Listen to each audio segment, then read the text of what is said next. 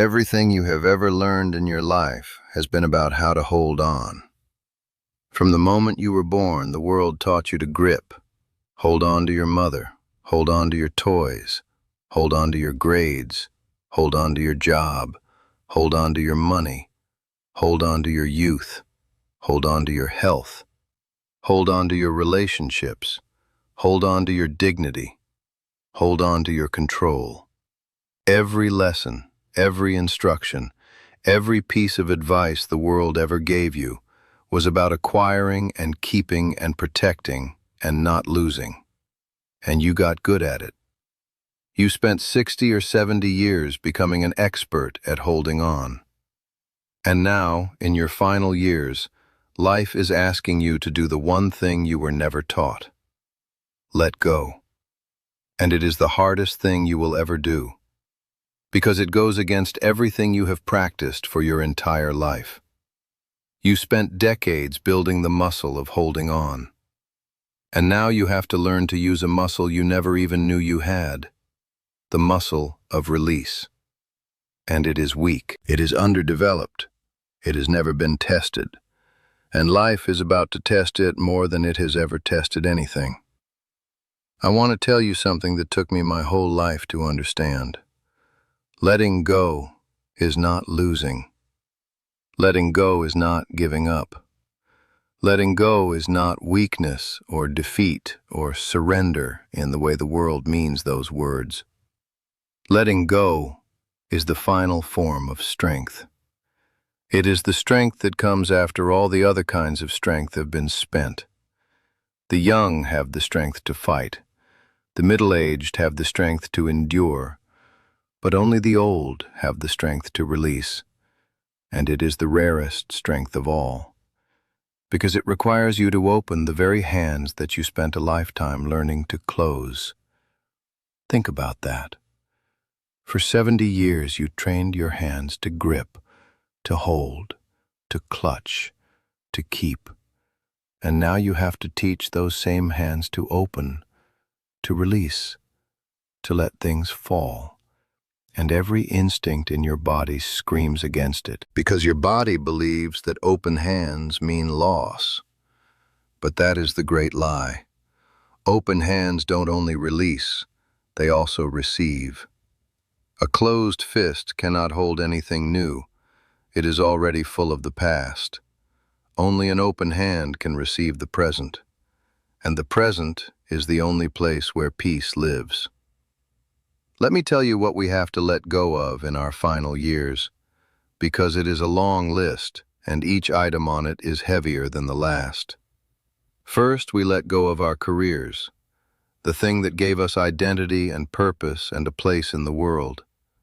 We have to set it down, and it feels like setting down a piece of ourselves. Then we let go of our physical strength. The body that carried us, that we relied on without thinking, starts to fail, and we have to release our grip on what it used to be able to do. Then we let go of people, friends, family, spouses. One by one they leave, and we have to open our hands and let them go, even though every cell in our body wants to hold on forever. Then we let go of roles. We stop being the provider. We stop being the protector. We stop being the one everyone depends on. And we have to release those roles even though they defined us for decades. And finally, at the very end, we have to let go of life itself, the biggest release of all, the one that all the smaller releases were preparing us for. That is the secret that nobody tells you. Every act of letting go in your final years is practice. Practice for the final letting go. Life is gently, lovingly teaching you how to open your hands so that when the last moment comes, you will know how. You will have practiced. You will have built the muscle. And the release that terrifies everyone, the one that the whole world spends their lives running from, will not terrify you, because you will have been training for it. Letting go of your career was a rehearsal. Letting go of your strength was a rehearsal. Letting go of the people you loved was a rehearsal. And by the time the final curtain comes, you will be ready. Not because you want to go, but because you have learned, through 100 smaller goodbyes, that letting go is not the end of love. It is the completion of it. I learned this from watching my grandmother die. She was 89, and she had been letting go her whole life. She let go of her parents. She let go of 2 children who died young. She let go of her husband.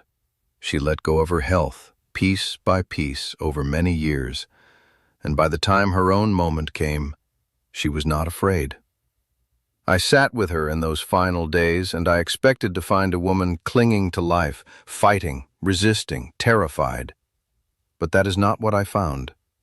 I found a woman who was calm, peaceful, almost curious. She had let go of so much over her long life that the final letting go felt familiar to her, like a door she had opened 100 times before. And she looked at me on one of those last days and she said, "I have been practicing for this my whole life. Every goodbye was a lesson, and now I know how to do it. I know how to open my hands." And then she smiled. She actually smiled.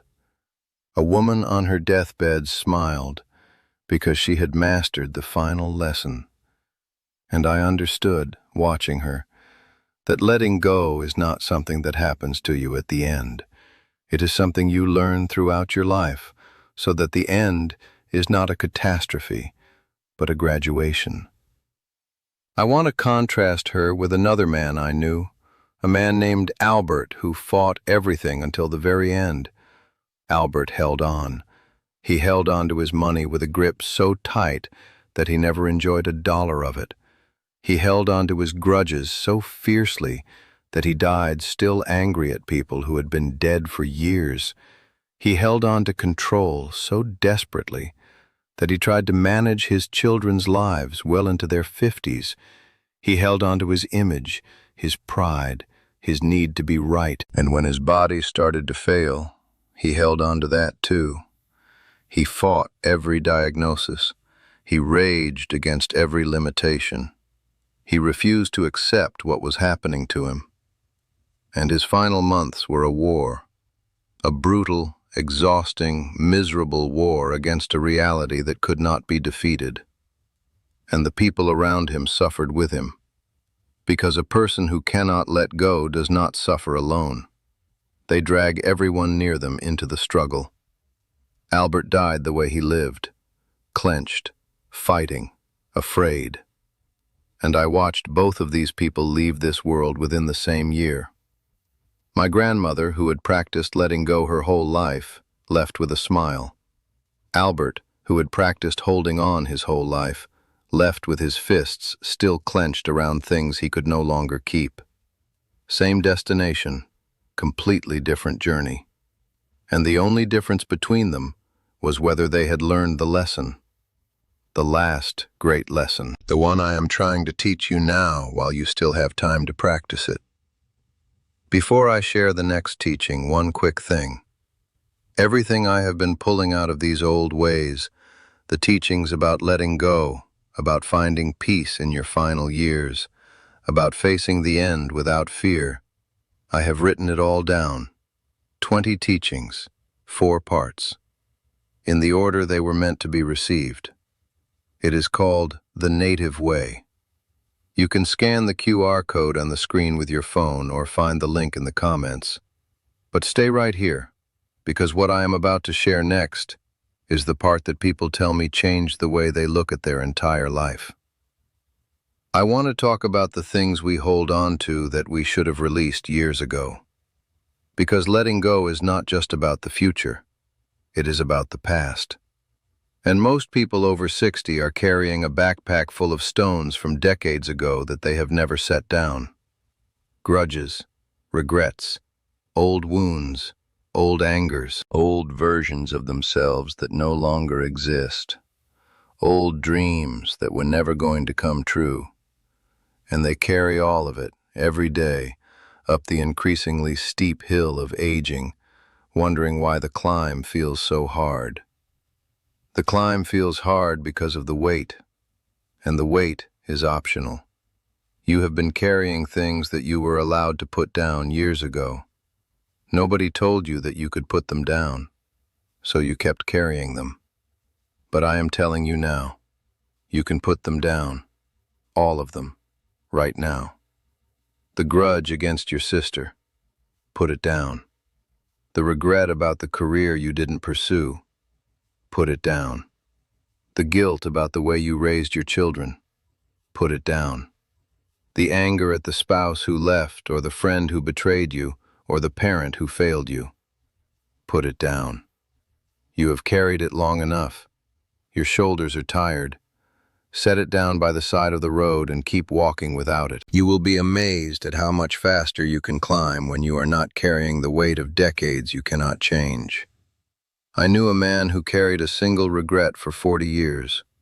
When he was 30, he had a chance to reconcile with his father before his father passed. And he didn't take it. Pride got in the way. And his father died, and the words were never said, and that man carried the weight of that unsaid reconciliation for 4 decades. 40 years of replaying that moment. 40 years of imagining what he would have said if he had only picked up the phone. 40 years of punishing himself for a choice he made when he was young and foolish and didn't know any better. And when I met him, he was 70, and the regret had carved lines into his face that no amount of smiling could erase. And I told him something that my grandmother had told me. I said, "Your father is not waiting at the side of the road for you to keep carrying that stone. Your father has been at peace for 40 years. The only person still suffering from that choice is you. And you have the power to end the suffering any time you want. Not by changing the past. You cannot change the past. But by forgiving the young man who made the choice. He didn't know. He couldn't have known. He was doing the best he could with the heart of a 30-year-old who hadn't learned yet what you know now. Forgive him, and set the stone down." That man cried for a long time, and then he set it down. At 70 years old, after 40 years of carrying it, he finally set it down.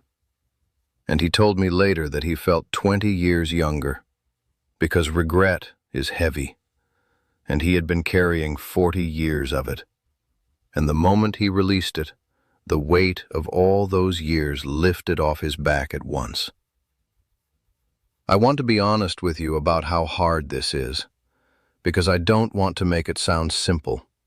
It is simple, but it is not easy. Those are different things. The instruction is simple. Let go. 2 words. A child could understand it. But the execution is the work of a lifetime. Because every stone in that backpack feels justified. The grudge feels justified because they really did wrong you. The regret feels justified because you really did make a mistake. The anger feels justified because the betrayal really did happen. And so you keep carrying it because putting it down feels like saying it didn't matter, like saying you were wrong to be hurt, like letting them get away with it. But here is what I have learned. Setting down the stone does not mean the thing didn't happen. It does not mean it didn't hurt. It does not mean they were right. It means you are choosing your own peace over your right to be angry. It means you have decided that the remaining years of your life are too precious to spend carrying the weight of years that are already gone. The release is not for them. It is for you. It has always been for you. There is something else we have to let go of that is harder than the grudges and the regrets. We have to let go of who we used to be. This is the one that nobody warns you about. You spend your whole life building an identity, the strong one, the smart one, the beautiful one, the capable one, the one who could do anything. And then your body changes and your circumstances change and the world changes, and slowly the identity you built no longer fits the person you have become. And you have a choice. You can spend your final years grieving the person you used to be, comparing every day to the days when you were younger and stronger and more capable. Or you can let that person go, with gratitude, with respect, with love. You can say, "Thank you for carrying me this far. You served me well, but I am someone new now, and I need to let you rest so that I can become who I am meant to be next." That release, the release of your former self, is one of the most painful and most necessary acts of your entire life. Because as long as you are clinging to who you were, you cannot fully become who you are. The past version of you is taking up the space that the present version needs to grow. I knew a woman named Grace who had been a great beauty in her youth, and I mean a great beauty. The kind of woman who turned every head in every room. And Grace built her entire identity around that. Her beauty was her power. Her beauty was her currency. Her beauty was how she moved through the world. And when age took it, as age takes everything, Grace did not know who she was anymore. She spent hours in front of the mirror grieving the face she used to have. She avoided photographs. She avoided mirrors. She avoided the present because the present contained a version of herself that she could not accept. And Grace was miserable. Not because she had aged. Everyone ages. But because she refused to let go of the woman she used to be. She was clutching a ghost, and the ghost was strangling her. Until one day her granddaughter said something that broke the spell. She said, "Grandma, why do you always look so sad when you look in the mirror? You have the kindest face I have ever seen." And Grace looked in the mirror, and for the first time in years she did not see what was lost. She saw what was there. A kind face. A face that had been earned. A face with lines that told the story of a life fully lived. And she let the beauty go. The young beauty. And she received a new kind of beauty in its place. The beauty of a woman who has stopped fighting time and started flowing with it.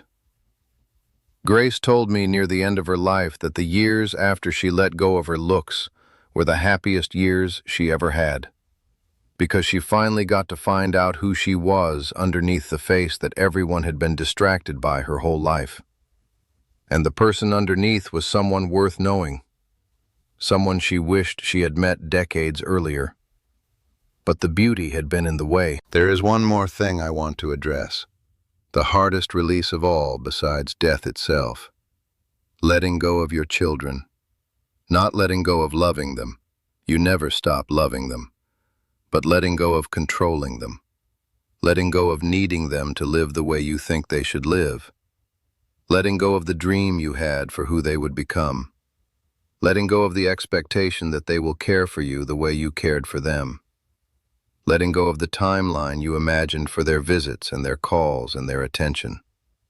Most of the pain that older parents carry comes from holding on to a version of their children that does not match reality. They hold on to the child who needed them instead of accepting the adult who doesn't in the same way. They hold on to the closeness they used to have instead of building the new kind of closeness that is possible now. And that holding on, that refusal to let the relationship change, is what creates the suffering. Your children are not yours to keep. They never were. They were lent to you for a season, to raise, to love, to prepare for a life of their own, and then to release. The release is the whole point of the raising. A parent who cannot release their child has failed at the final and most important part of parenting. Let them go. Not out of your heart, out of your grip. Love them with open hands, and you will find that they come closer when you stop holding so tight, because nobody wants to be held by a fist, but everyone wants to rest in an open hand. Letting go is the great lesson, because it is the lesson that contains all the others. When you learn to let go, you learn to forgive, because forgiveness is letting go of a debt. You learn to love freely, because true love is holding someone with open hands instead of a closed fist. You learn to be present, because presence is letting go of the past and the future and resting in the now. You learn to be at peace, because peace is what remains when you stop gripping everything so tightly. Every spiritual teaching, every religion, every philosophy that has ever helped a human being find peace, when you boil it all down, comes to the same place. Let go.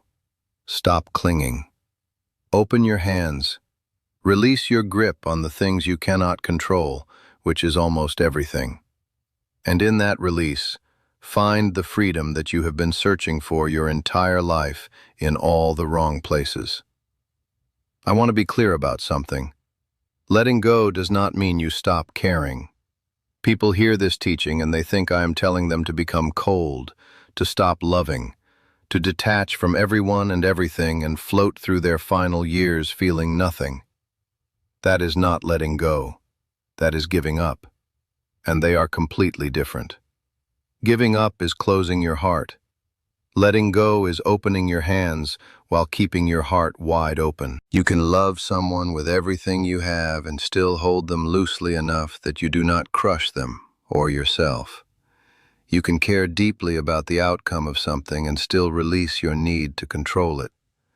You can grieve a loss fully and still let the person go in peace. Letting go is not the absence of feeling. It is the presence of feeling without the desperation of clinging. It is loving without owning, caring without controlling, holding without gripping. That is the art, and it takes a lifetime to learn. But you have a lifetime behind you. You have all the raw material you need. You have loved and lost and held and released 1,000 times already. You just never named it. You never realized that each of those experiences was teaching you the one lesson that matters most. There is a tree near where I grew up, an old cottonwood by the river, and every autumn that tree lets go of every single one of its leaves, thousands of them. It does not cling to a single leaf. It does not try to hold on to the green of summer. When the time comes, it releases everything. And it stands there through the winter completely bare, naked, empty, looking, to anyone who didn't know better, like it had died. But it had not died. It was resting. It was gathering.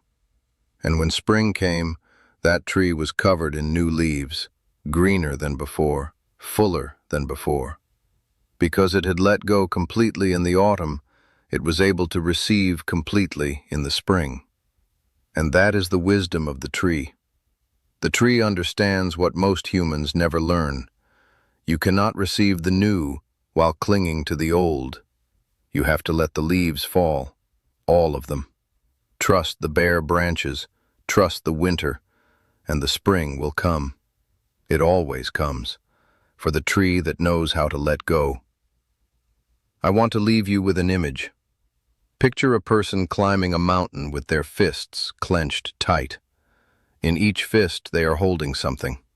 A grudge, a regret, a fear, an old identity, a person they cannot forgive, a dream that died. And they are trying to climb with their fists full and their arms heavy and their heart heavier. And the climb is brutal. And then, near the top, they finally understand, and one by one they open their fists, and they let the things fall, and they watch them tumble down the mountain, getting smaller and smaller until they disappear. And with empty hands and a light heart, they take the last few steps to the summit. And from the summit, they can see everything, the whole journey, the whole beautiful, brutal journey. And they realize that they could have opened their hands at the bottom of the mountain. They could have climbed the whole thing with empty hands and a light heart. The weight was never required. It was only chosen. And in their final years, finally, they choose to set it down. That is the last great lesson, and it is available to you right now. Open your hands, let it fall, and climb the rest of the way free. If what you heard today stayed with you, the book is there.